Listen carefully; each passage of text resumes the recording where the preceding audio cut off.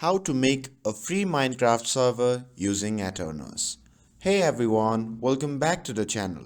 If you have ever wanted to create your own free Minecraft server, you are in the right place.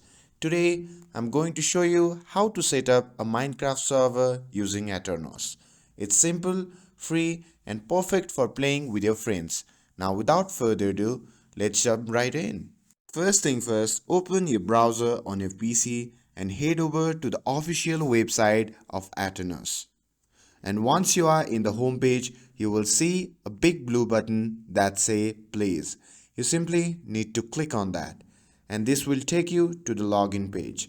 If you don't have an account yet, you can click on the button that says sign up to create one. But I have an account, so what I'm gonna do is just simply log in with the account. And once you are in the Aternos dashboard, to create your server, you simply need to click on the create server button. And here you can choose your server type. For most people, the default Minecraft Java edition is perfect. So click create to proceed. And once your server is created, you can customize its settings. Aternos offers many customization options. On the left hand menu, click on options and here you can adjust settings like enabling or disabling the monsters, changing the number of player slots and activating flying mode. You can also explore console by managing server commands like giving yourself operator privileges. You can choose plugins or mods for more advanced customization. You can access and manage server files. This populate once the server is started. You can also upload or generate custom worlds and set specific seeds.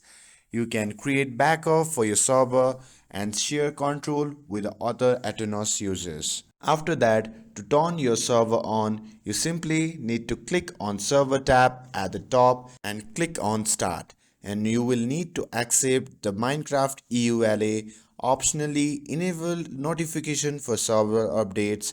The server may take a few moments to start, but once it's online, you will hear a notification sound.